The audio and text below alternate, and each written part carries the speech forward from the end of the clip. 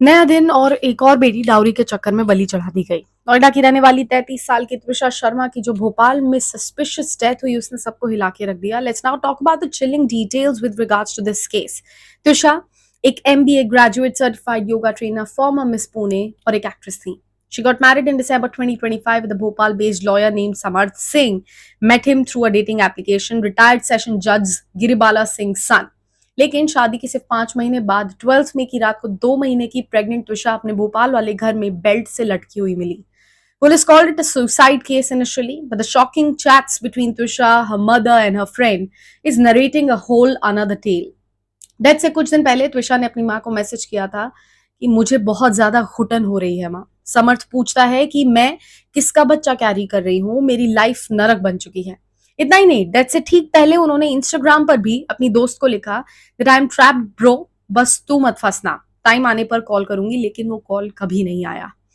In the recently released CCTV footage, we can clearly see Twisha first going up the stairs, then Samarth and two other men bringing her body down. Samarth also trying to perform CPR on her.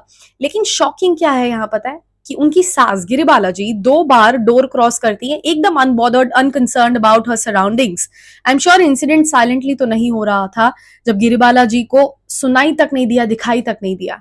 Tusha's family is of the opinion that this is a murder case because her body sustained injuries. Her father protested outside Chief Minister's residence demanding re-postmortem at AIIMS Delhi. अब यहाँ एक और angle है। त्विषा की in-laws का कहना है that she was a drug addict, she was emotionally unstable. यहाँ एक चीज नोटिस करने की ये है कि त्विषा के इन-लॉज काफी पावरफुल लीगल बैकग्राउंड से आते हैं। उनकी सास रिटायर्ड जज जो एंटिसिपेटरी बेल पा चुकी हैं। समर्थ सिंह को बेल नहीं मिली है और वो फिलहाल फरार है। उन पर 10,000 रुपए का रिवॉर्ड भी है। एक बात और, इस मामले में पुलिस की तरफ से एक बहुत बड़ी गलती हुई है। I am not sure if I should be calling it a mistake और not, but I am just using a vague term. AIIMS Bhopal की पोस्टमार्टम रिपोर्ट के अकॉर्डिंग जो बेल्ट त्विषा ने अपने आप को हैंग करने के लिए यूज किया था, it was not even handed over to the hospital by the investigating officer for the autopsy. Should this or should this not be considered as tampering of evidence and preservation? I leave it up to you to decide. लेकिन why should we also not blame the parents here?